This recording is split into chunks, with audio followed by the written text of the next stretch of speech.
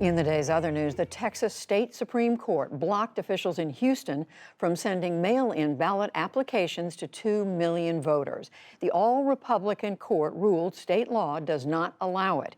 It is the latest in a series of high-profile court battles over election rules nationwide. We'll take a closer look after the news summary.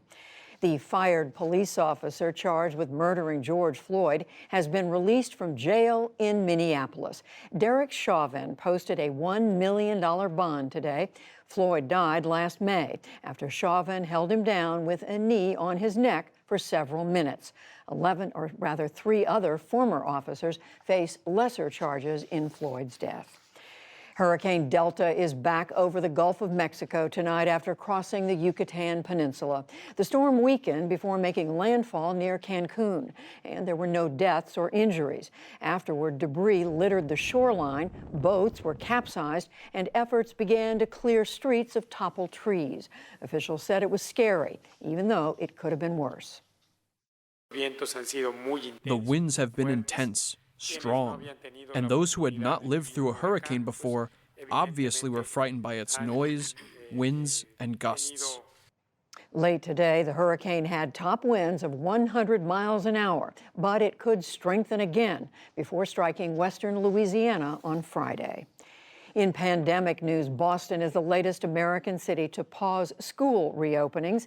The mayor today delayed in-person classes for preschoolers and kindergartners by another week until October 22nd. Older students will follow.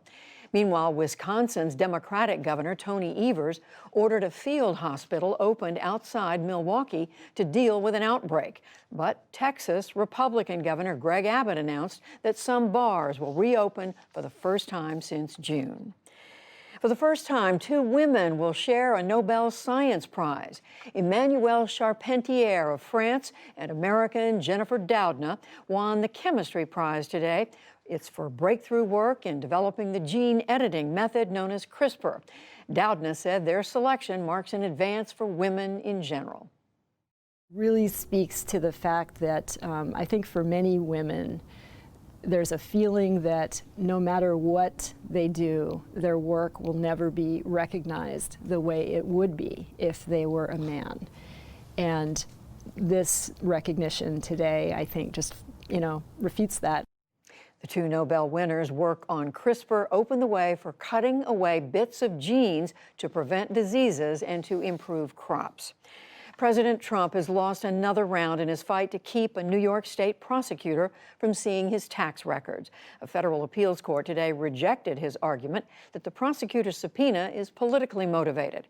The issue will likely return to the U.S. Supreme Court. It already rejected a claim that Mr. Trump cannot be investigated while in office. The High Court today heard a copyright dispute between Google and Oracle. It centers on Google's Android operating system used on most smartphones. Oracle says that Google plagiarized thousands of lines of software code, and it wants more than $8 billion. Google says that it followed common practices. And on Wall Street, major indexes gained nearly 2% after President Trump appeared to backtrack on his demand that the economic stimulus talks with Democrats stop. The Dow Jones Industrial Average gained 530 points to close at 28,303. The Nasdaq rose 210 points, and the S&P 500 added 58.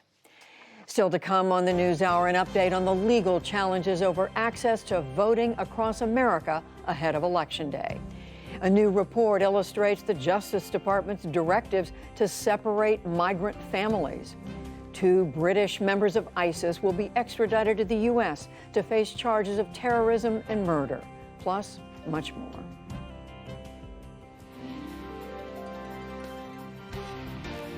This is the PBS NewsHour from WETA Studios in Washington and in the West from the Walter Cronkite School of Journalism at Arizona State University.